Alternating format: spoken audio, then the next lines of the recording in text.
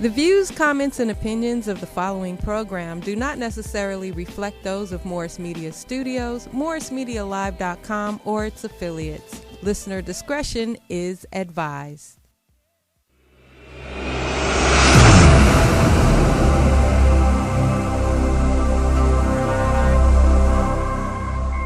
The flag is drenched with our blood. Because you see, so many of our ancestors was killed because we have never accepted slavery. We had to live on it, but we've never wanted it. So we know that this flag is drenched with our blood. So what the young people are saying now, give us a chance to be young men, respected as a man. As we know, this country was built on the black backs of black people across this country. And if we don't have it, you ain't gonna have it either, because we gonna tear it up. That's what they saying. And people ought to understand that. I don't see why they don't understand that.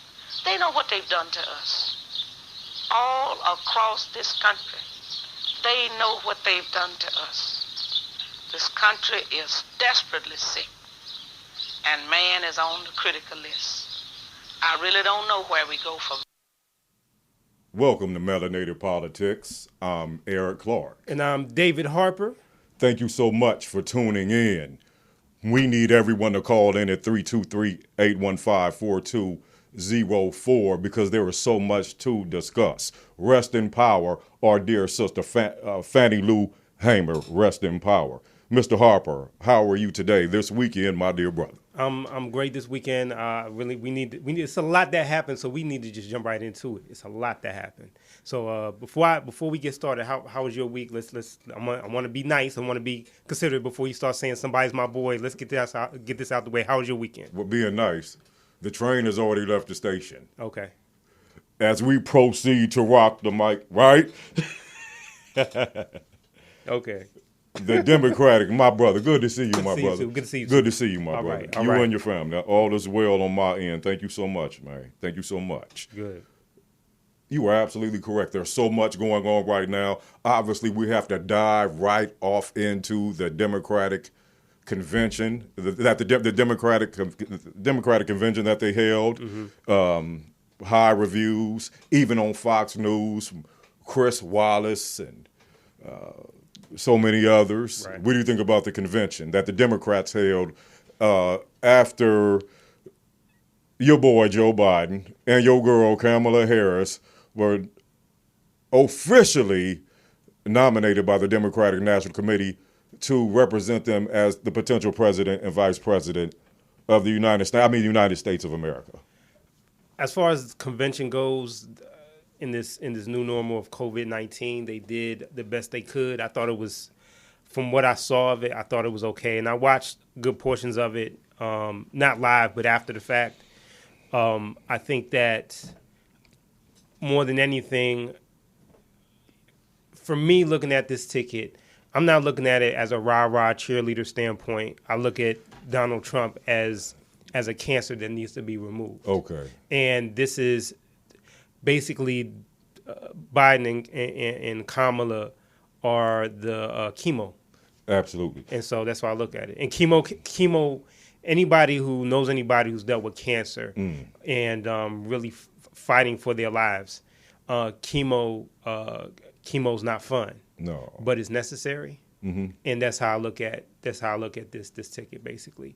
Now the healing part of it needs to be holistic. And which goes to a whole nother conversation. But that's my thoughts. That's my opinion on it. But you were saying before, as far as Kamala. Well, and real quick, we had this. Is it Kamala or Kamala?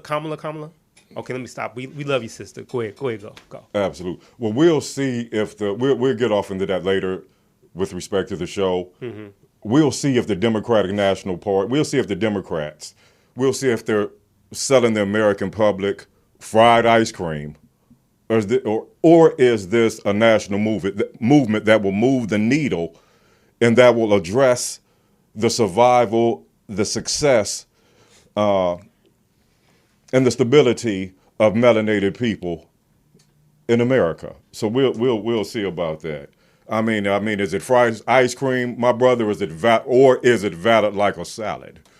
We'll see about that. We'll talk about that later in the show. But you know what? Today is August 23rd, which is very significant if you are a melanated individual in America. One of the brothers that is on the Mount Rushmore in the psyche of melanated people in the United States of America and worldwide is a man named Nat Turner. And on August 23rd, there was a mass movement in this country. And we're going to go ahead and kick that off real quick. So in celebration, in honor of our dear brother, the late, great Nat Turner, DJ, let's go ahead and kick that track real quick. In the hands of the Almighty. Nat Turner was an enslaved African-American preacher who was born in 1800 and led a large-scale rebellion in 1831. Nat Turner's ultimate goal was to end the system of slavery. He chose violence as his only option, and that option, painful and bloody as it was, shook up the system. Nat Turner was a mind-blowing experience to white culture and changed the game in a fundamental way. They vowed before they started the revolt that they would kill every white person they saw. Men, women, and children. They were done being dehumanized, they were done being treated as property, and they just rebelled. The rebels followed kind of a zigzag path. They stopped at most of the houses along the way, killing the slaveholders and their families who they found there.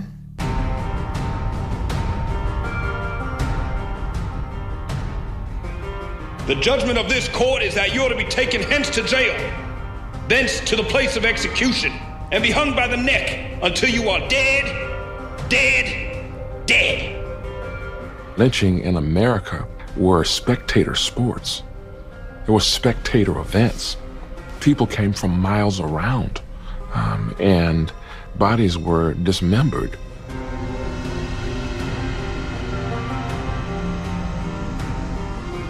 When people went to these kinds of affairs, they wanted to take a souvenir away that proved to everybody that they were there and that that person, that monster, is now no longer alive. And how do I know that? Because I've got a piece of his body right here.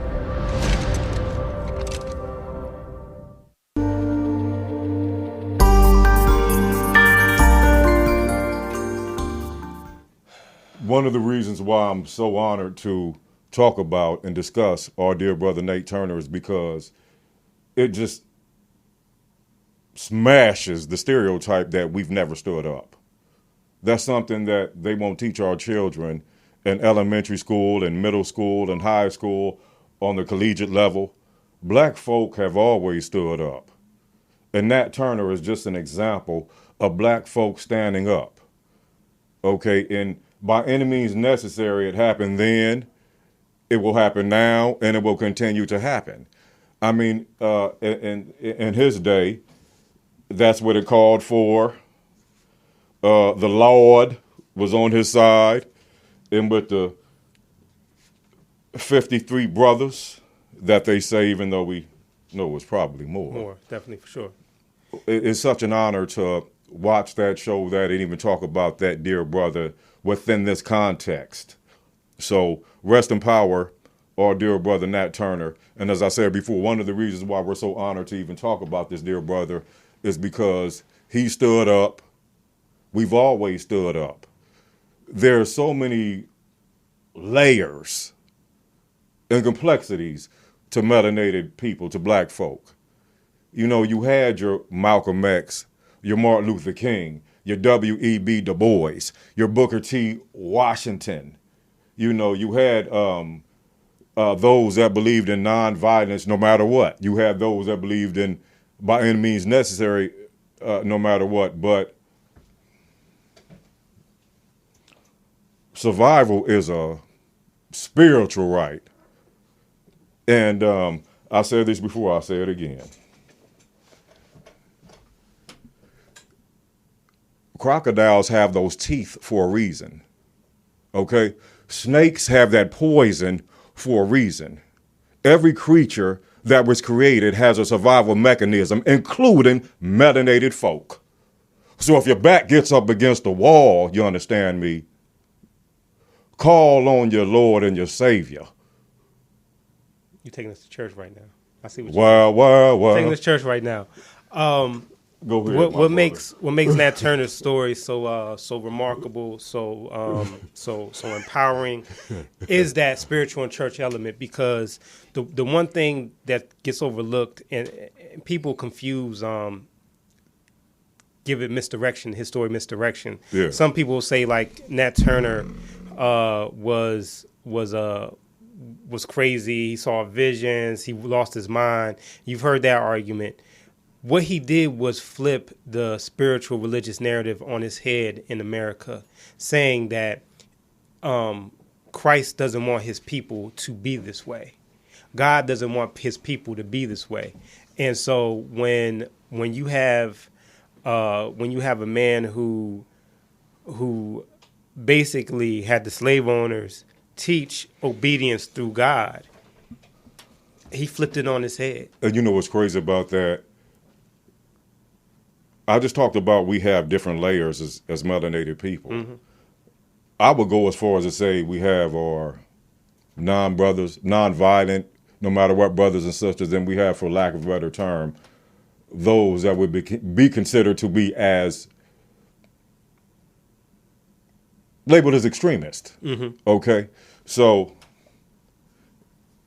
like Michelle Obama and that snake in the grass, Trump said, it is what it is. It is what it is. Also, I said that to say this. Nat Turner would be considered to be a sellout when he first got started. Yeah. He was taught to read and write after he was sold by his new master. Mm-hmm. Okay. And he went from plantation to plantation. Yes, he did. And his master, Master Turner, okay, he took this brother who had a mouthpiece and knew how to read and knew certain scriptures that made our enslaved brothers and sisters passive or weak, some, and then he saw a light. He had a vision.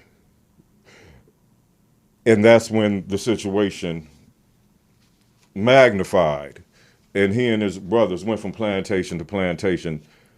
That was a very good movie by that brother. Nate Parker. Parker. Absolutely. Birth of a Nation. Please go watch that film.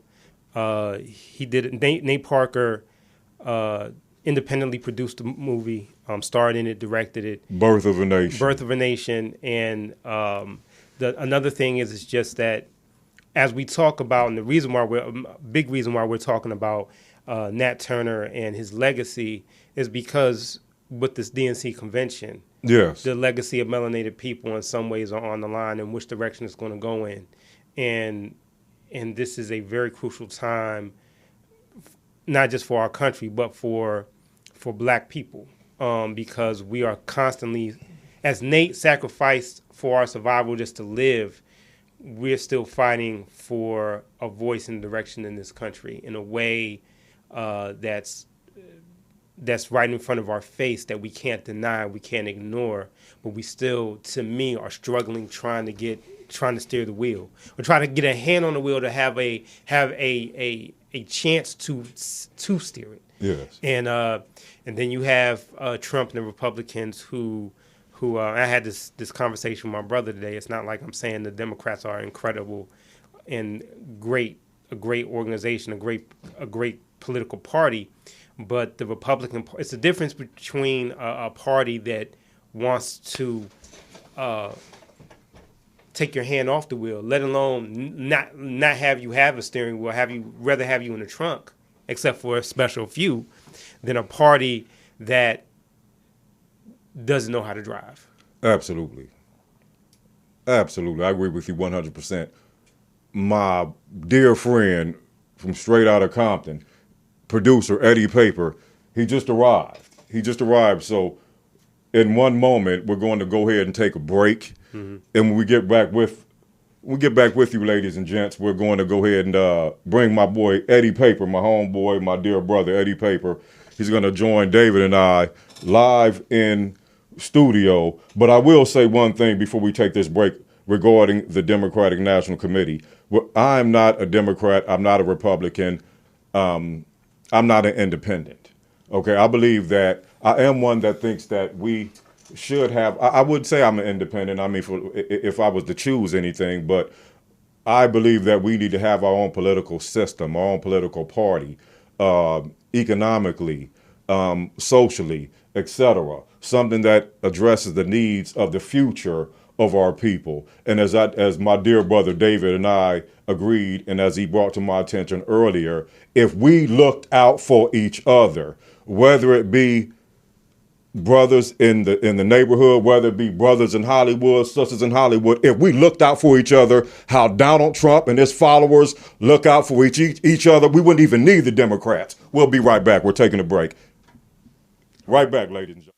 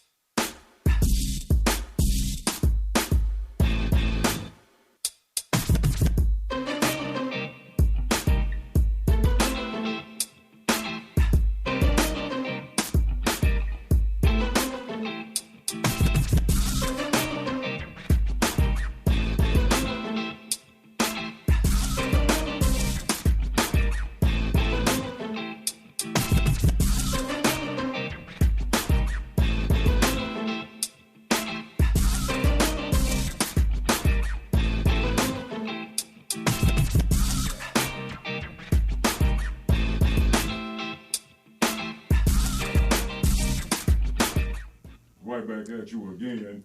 Melanated Politics, thank you so much for sticking with us. David Harper, my dear brother, producer Eddie Harper, thank you for rejoining us today, my brother. Thank you for being back in studio. How's everything, my brother? What's really going on out here in the real world? Oh, yeah, the real world, man, it ain't nothing fake about it. I appreciate you inviting me in. You know, just trying to stay cool, man. This weather is real crazy out here, you know, trying to stay up under that air conditioning and stay prayed up, you know. Absolutely. That's it.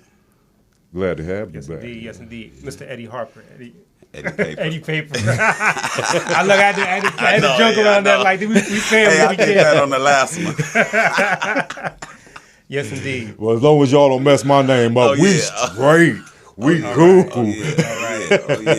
All right. Yeah. Yes, indeed. Thank you, my brother, man. Thank you so much. Yeah, man. Kicked it off with our dear sister, Fannie Lou Hamer, rest in power.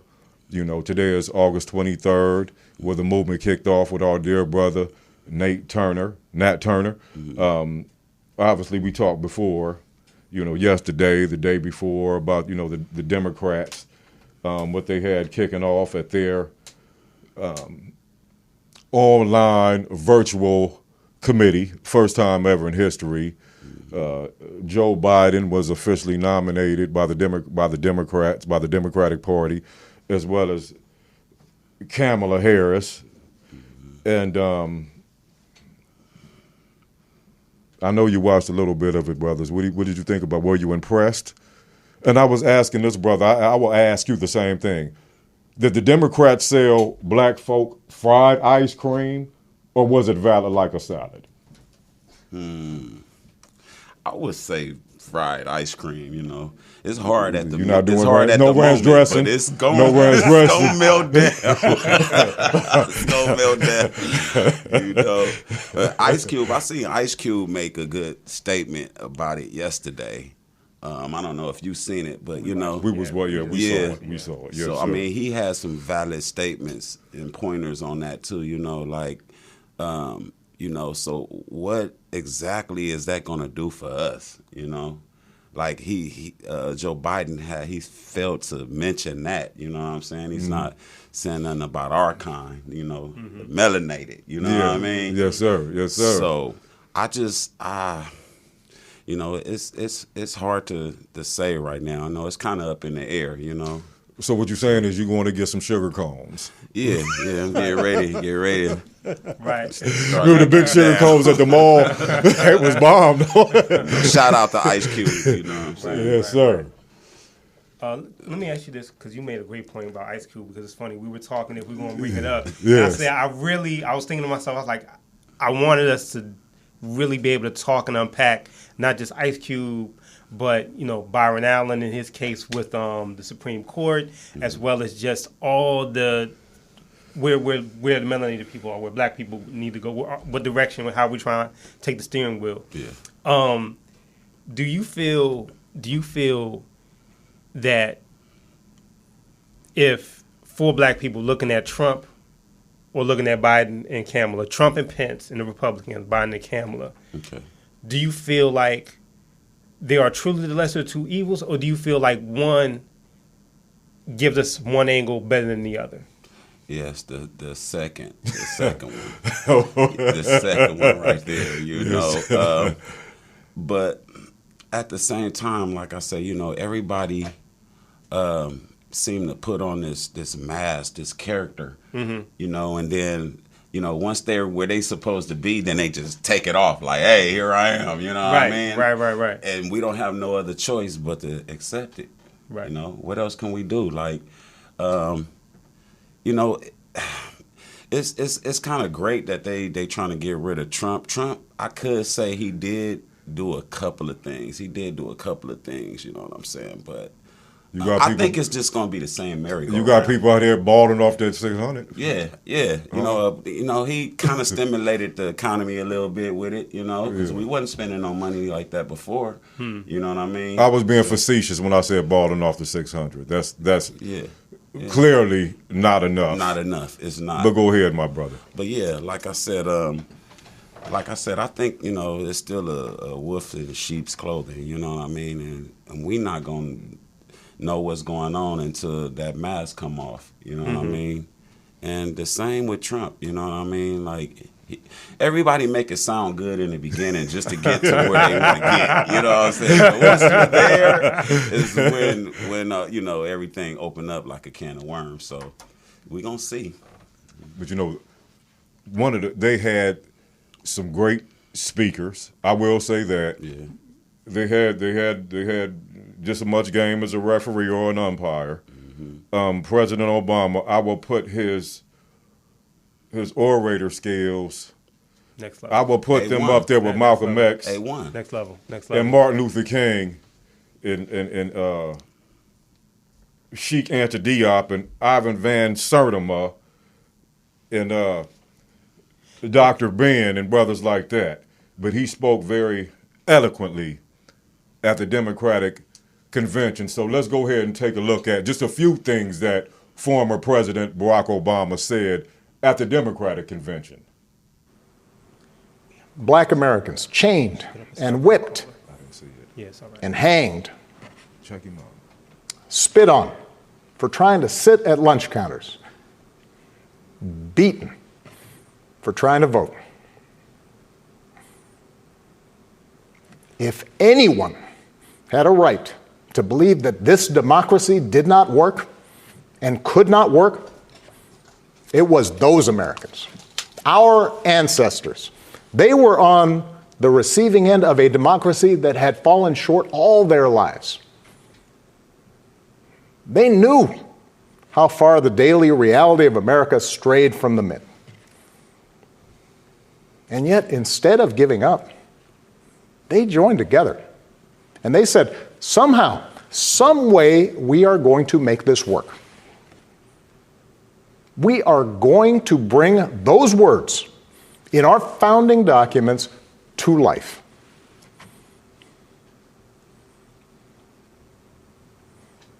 I have seen that same spirit rising these past few years. Folks of every age and background who packed city centers and airports and rural roads so that families wouldn't be separated, so that another classroom wouldn't get shot up, so that our kids won't grow up on an uninhabitable planet. Americans of all races joining together to declare, in the face of injustice and brutality at the hands of the state, that Black lives matter. No more, but no less. So that no child in this country feels the continuing sting of racism. That's about as black as and melanated, consciously, socially, that we have seen President Obama. He's had some outstanding speeches in the past, especially that speech regarding race that he had a few years back. But he definitely represented Joe Biden to the fullest extent. We're going to go ahead and take this call right now. Thank you so much for calling into Melanated Politics. Hey. Hello, gentlemen. Good morning. Good morning. Welcome to your guest. I don't think I've seen him on the show before, so welcome. Mr. Eddie Paper. Thank you. I have a question, though, because I assume you gentlemen are wearing masks. I assume you know that there are 175,000 dead Americans of every stripe, but a majority, unfortunately, are black and brown. I would like to know, when you think about the fact that, again, COVID, I would assume that none of you brothers have anybody close to you who have caught this mess or have lost anybody to it. But between the 175,000 deaths and the fact that our beautiful state, most of it is on fire right now because motherfuckers don't believe in climate change. Yes, ma'am. I would like each of you to tell me one thing that racist moron has done to earn him 5 more fucking minutes in the White House. Okay, let me answer that. that. You even consider voting for him. Okay. I'm serious. You tell me one thing that counters it. One. Right. Okay. Well, you want to go first? Well, according to Trump, he's done more for melanated black folk than Abraham Lincoln. He has brought in more jobs than every president. I mean, what do we have to lose? Okay, the unemployment rate continues to decrease because of that snake in the grass, Donald Trump. That's what he says.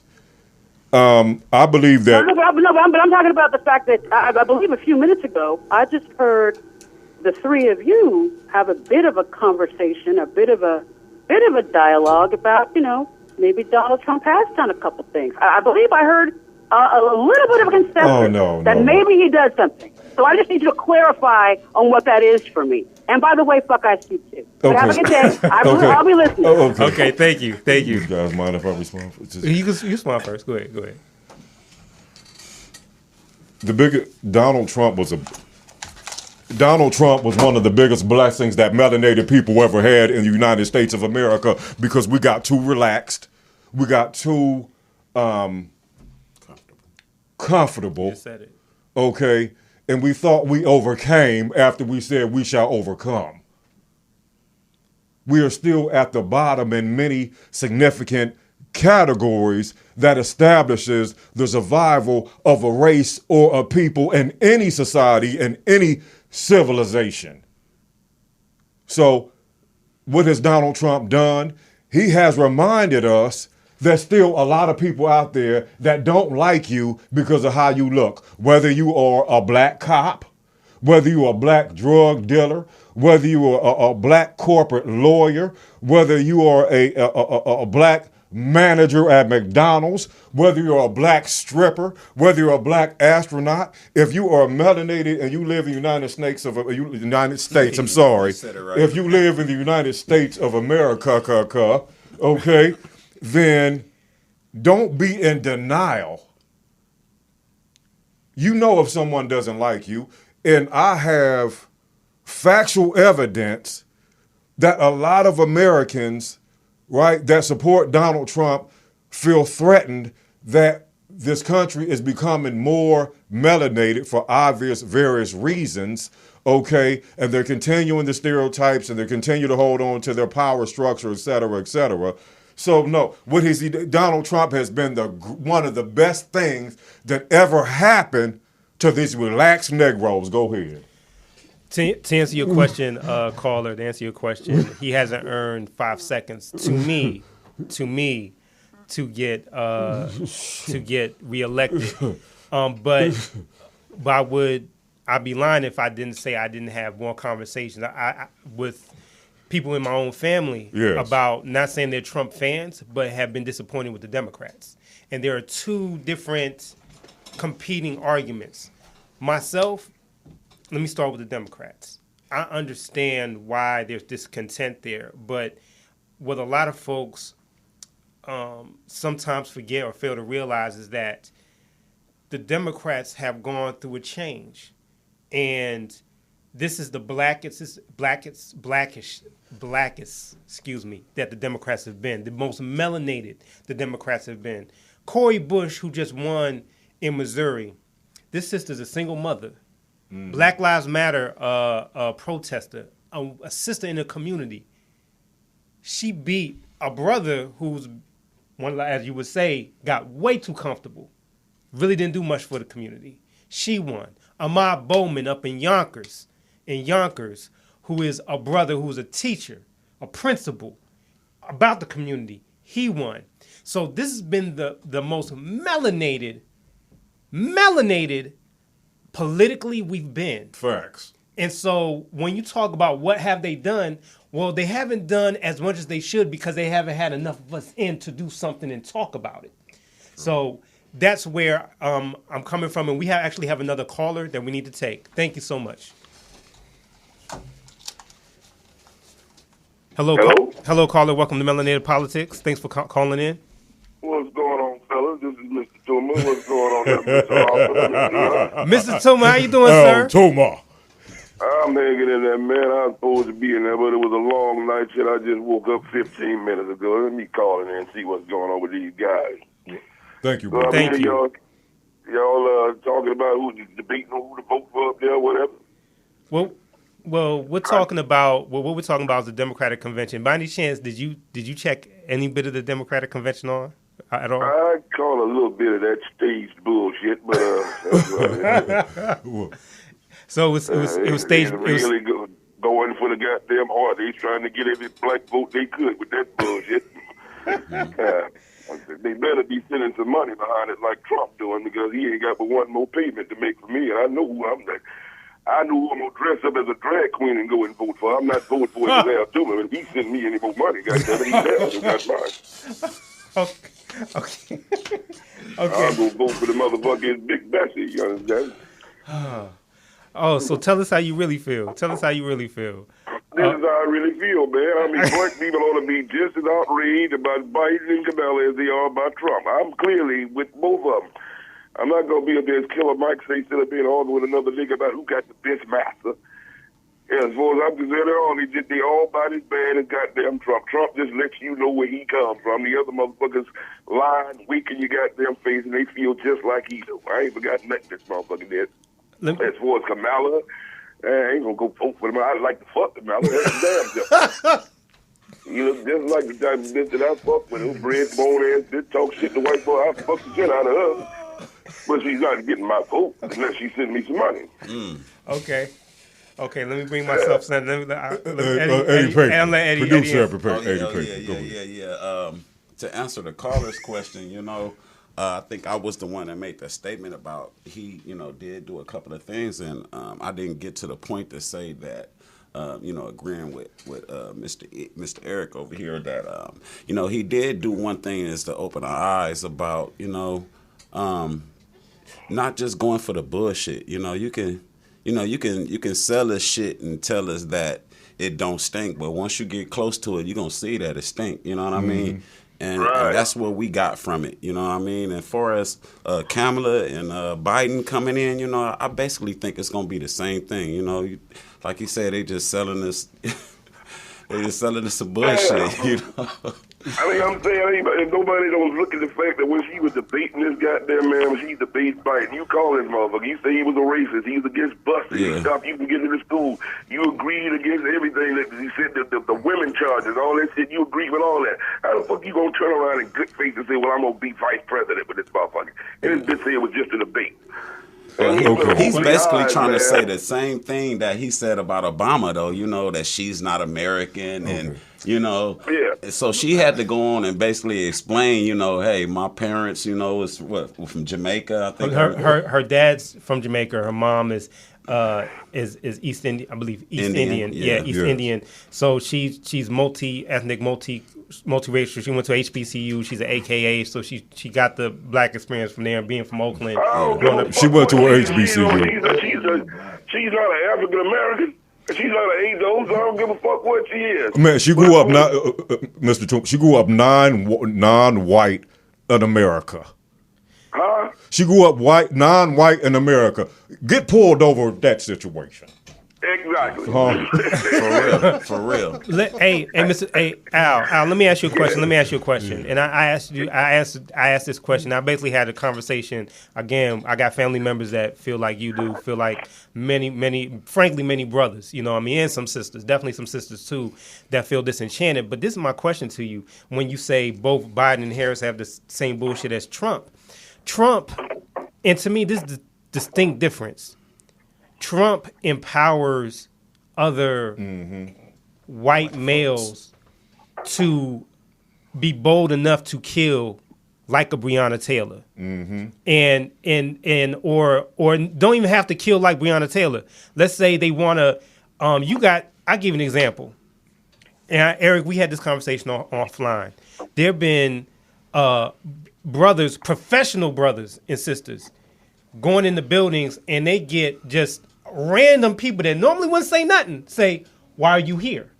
So he is emboldening people to bring it back the way Nat had to fight it. Now, what's your thoughts? Do you feel like that's true? Do you feel like there's still not a distinction with that? I just heard Eric say, Mr. Clark say here earlier, and he said it before, if black people love themselves like Trump and Trump supporters, we'd be fine. Why the fuck am I gonna be mad at a goddamn white man? He's the Malcolm X of white trash crackers. Why am I gonna be mad at him? Because they got unity. I'm not mad at that. We should be that way. So fuck that. You can't tell me nothing about no white motherfucker. If any black people person is, what is a racist?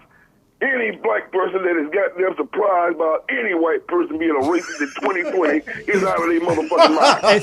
That's true. Mr. Toomer, I'm not talking about them being. Fuck with nobody. He got one more payment to give me before November, and I know where I'm Okay. But see, real quick, I'm not talking about the racism. I'm talking about racism having that power. Are you comfortable with the racism having that power? Okay. It has been there, man. I'm just saying, ain't you happy that he's bringing it out? This shit has always been there. They've just been hiding it. I'm glad they're showing it. So, it has always been there. I'm not saying it hasn't been there, but what I'm trying to say is it's a difference between being there and willing it to your death. Mr. Harper, black people have been goddamn gunned down by the police ever since before Trump got in there. That's been going on. And there's no retribution for us. I guarantee you, if anybody touched Trump, it's going to be some retribution. We still around here talking about what happened to Breonna Taylor, what happened to George Floyd, marching around like a bunch of bitches singing, and ain't doing nothing. Somebody can touch one of us today, black brothers, and ain't nobody in our fucking community going to do a goddamn thing but march and sing and beg the law to do something better. So you can't put that on Trump. I'm just surprised that we still so far behind time. I agree. Here's the thing: I'm not putting it on Trump, but I'm not. He is willing it more than anybody else. He's not creating it, but he's willing it more than anybody else, and that's the difference. Reagan didn't even will it this much. He is willing it. He is slinging it and banging it like what? He's the real OG in the White House. And my question is you feel like that's the same as Kamala and Joe? That's all I'm trying to say. Or that willing that power, because come on, Al, you know what Jerry.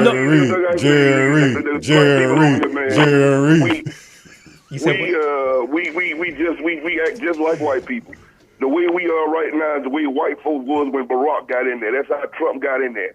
But white people were so upset about having a nigga as the president, they voted anybody in. Now we acting the same way. It's just that we ain't got the option of a black man. We got another slimy old piece of shit that we gonna vote for. That done locked up, I don't know how many niggas, they still locked up. At least Trump done let some of them out.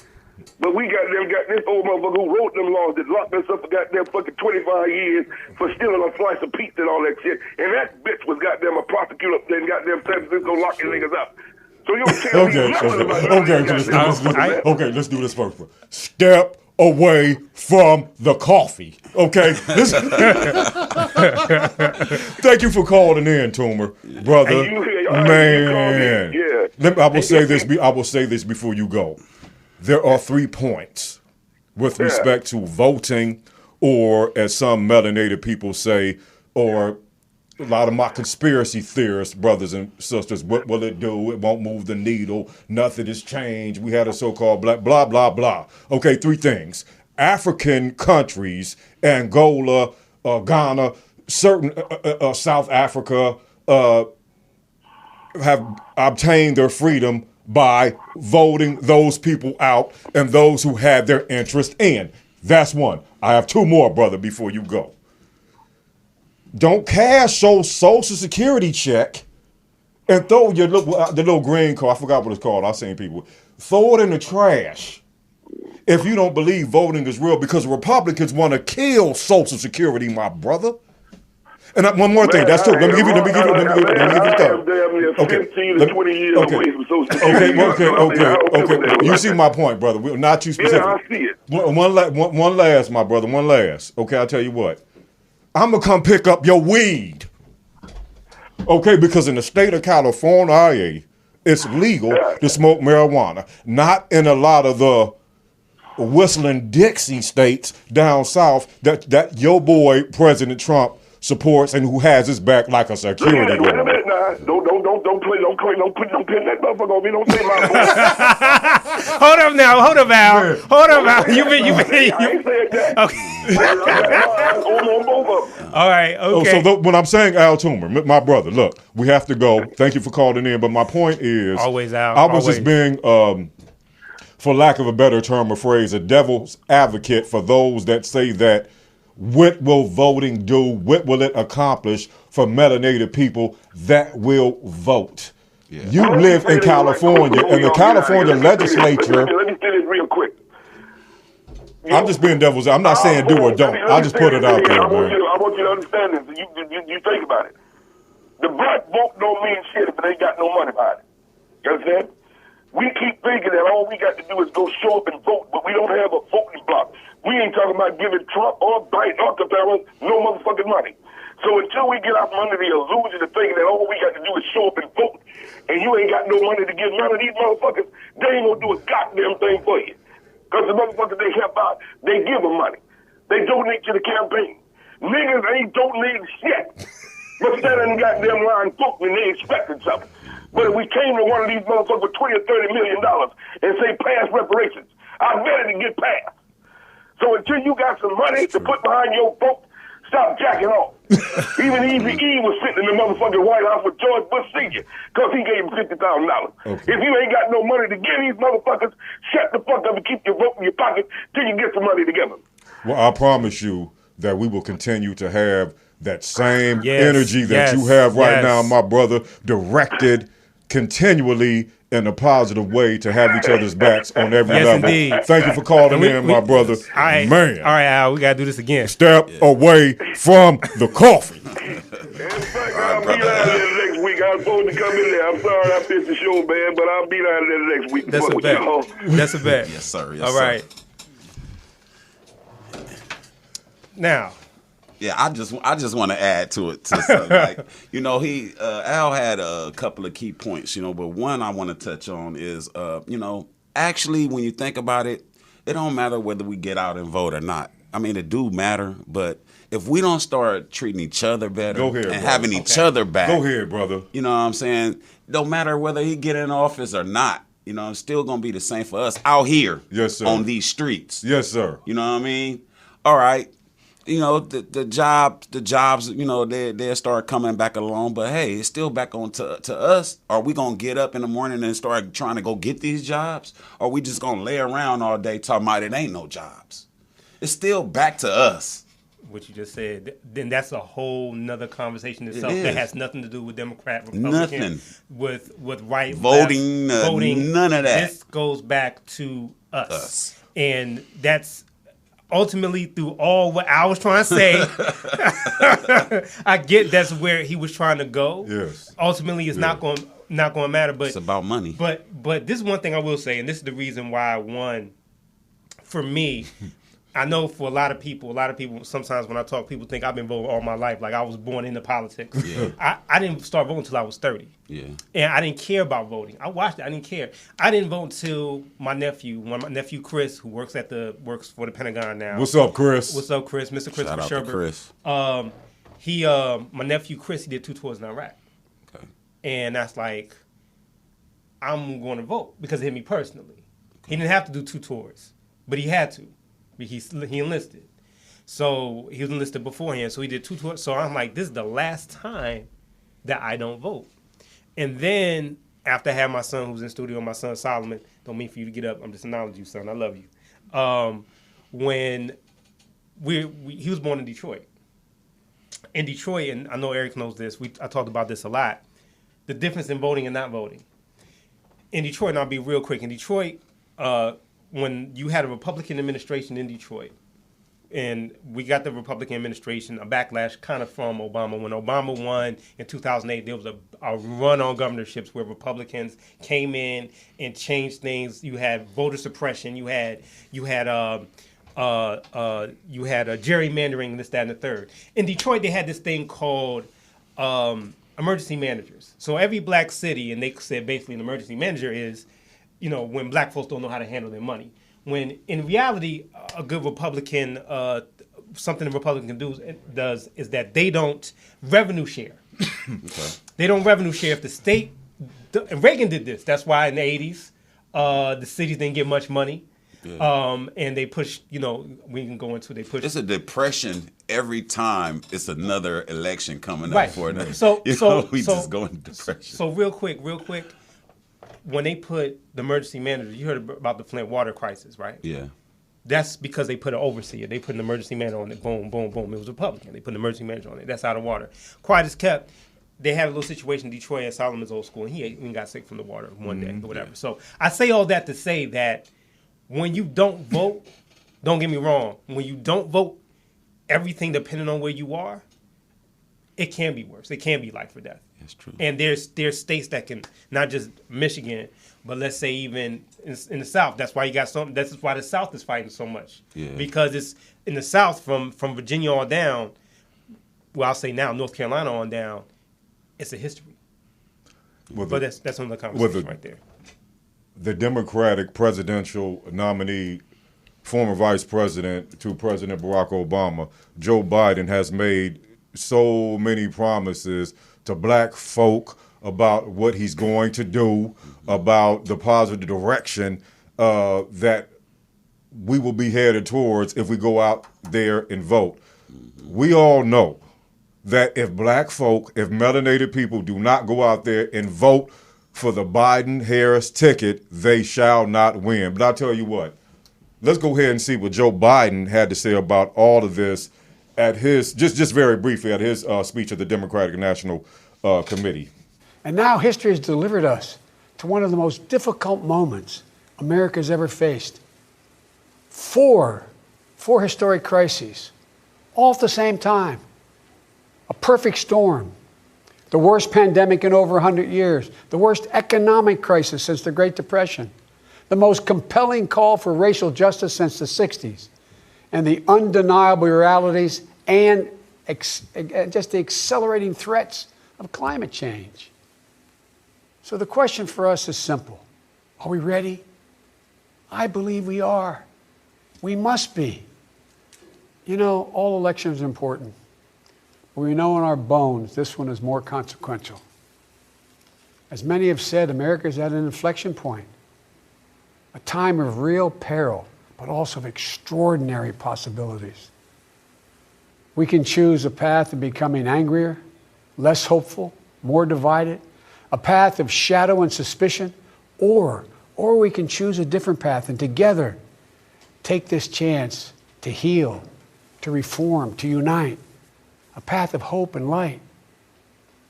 This is a life-changing election. This will determine what America is going to look like for a long, long time. Character is on the ballot.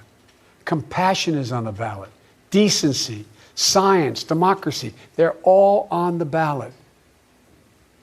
Who we are as a nation, what we stand for, and most importantly, who we want to be, that's all on the ballot. And the choice could not be more clear. No rhetoric is needed. Just judge this president on the facts. 5 million Americans infected by COVID-19. More than 170,000 Americans have died. By far the worst performance of any nation on earth. More than 50 million people have filed for unemployment this year. More than 10 million people are going to lose their health insurance this year. Nearly 1 in 6 small businesses have closed this year. And this president, if he's reelected, you know what will happen. Cases and deaths will remain far too high. More mom and pop businesses will close their doors, and this time for good. Okay. Well, what I got out of that is Donald Trump doesn't have the common sense of a head of lettuce. And moving towards a Democratic ticket is the best thing that every American needs to invest in via their vote. I think that's just basically what it is, the way Trump handled COVID and just where we are and him trying to take down healthcare and everything else. So yeah, he made the case in that way. He made the case. For sure. That's true. That's true. Because he made the case. Well, you can agree with or disagree, but he He made his case. One thing that he didn't mention was, the housing. Now, a lot of people lost their housing doing this stuff. You know what I mean? They were saying at first, don't worry about it. If you lost your job and it's going to be some months, then they got pensions to help you pay for this, and landlords, they would help you and give you slack on not being able to to pay your rent and losing houses. But I didn't hear him touch on that. Right. You know what I mean? Because with no housing, you know what I mean, you're not gonna be thinking about going to vote. No, that's true. You know what I mean? So Biden, he got a couple of key points in there, but like I said, I didn't hear him say nothing about the melanated. Nothing. No. I mean, he didn't go deep. Nothing. Melanated. He didn't go deep at all, or even. So once again, what about us out here on these streets? You know what I mean? Let me ask both of you, dear brothers, this: do you believe that we should continue to study those who study us? We have people that have been studying us for years. I said that to say this: Fox News is one of the biggest negative detriments to the United States of America right now. You have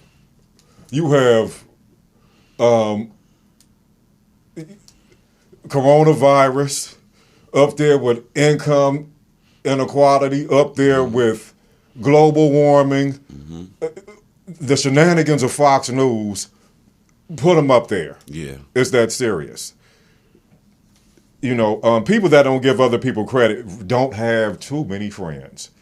Maybe a lot of associates. And I love to watch Fox News. I've been watching Fox News at least an hour. I'm not going to put too much on it. I'm not going to take anything off. I watch Fox News every single day for years because they study me and my folk. Yeah. So I need to understand where they're coming from, even though I know it's a lot of lies and shenanigans and a lot of misdirections and discrepancies and different things like that. But let's see. They actually gave Joe Biden props for his speech. So let's go ahead and real fast. Let's go ahead and see what Fox News had to say. The other night I said that Michelle Obama stuck the landing. I think, keeping with that theme, that Joe Biden just hit a home run in the bottom of the ninth, which I think I got that right in terms of the sports. He had pace, rhythm, energy, emotion, and delivery. So I think that if he looks back, he's got to say that's probably the best speech of his life. And he really just took the moment. And I love that. He did beat the expectations, Don. I mean, people were expecting him to flub every line and have a senior moment. He delivered a good speech, and it was, for what he was doing, very emotional stuff, walk down memory lane and so forth. It was fairly well delivered. Oh, I thought it was an enormously effective speech. Remember, Donald Trump has been talking for months about Joe Biden as mentally shot, a captive of the left. And yes, Biden was reading from a teleprompter and a prepared speech, but I thought that he blew a big hole in that characterization.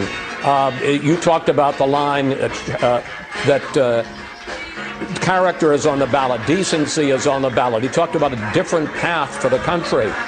Not in a deep programmatic sense, but he did talk about plans for the virus and the economy, for climate change and race and foreign policy. And he talked about what a united America can do to accomplish all of those things.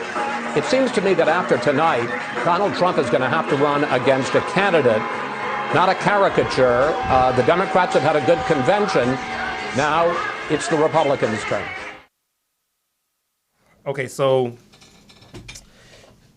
what Fox News says is, fine. They like the speech and everything, but really, what's going to come down to is people coming out to vote, and I see it's more of a battle between Donald Trump is going to have to convince a little bit more white folks to vote for him than they had to before. That's true. Absolutely, that's true. I agree. Good point. I agree 100%. Good point. Yeah.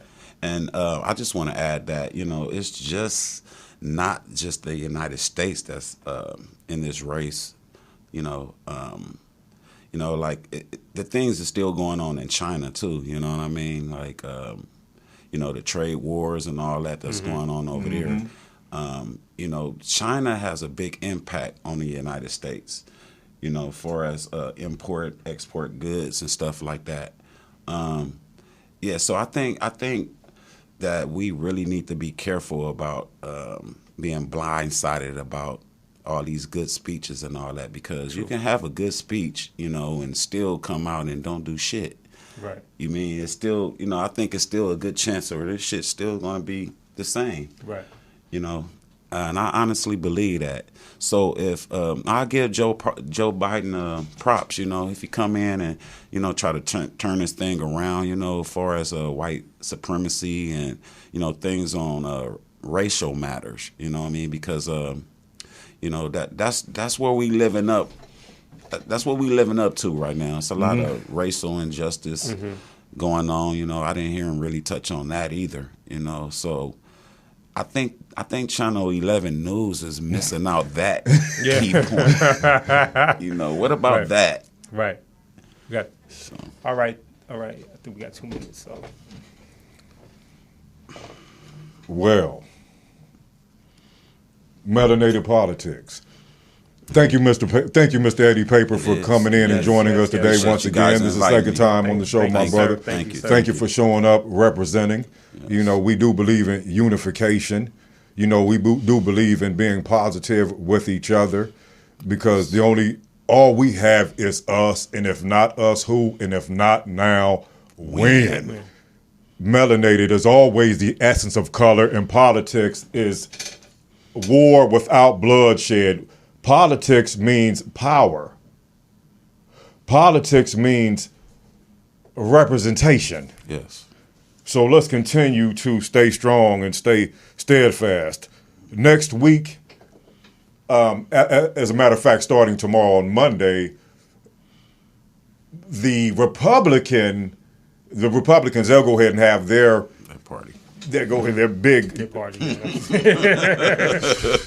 And you know, one word, I'm telling you, the main phrase that you will hear, Nostradamus me right now, law and order.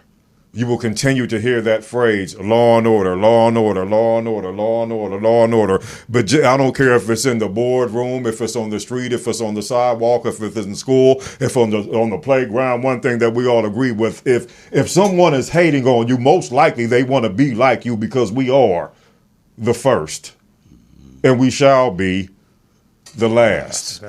Thank you so much for tuning in to Melanated Politics. Shout out to all of those that's been supporting us since day one. Shout out to Sheena Lester. Peace. Wow. Peace. Peace.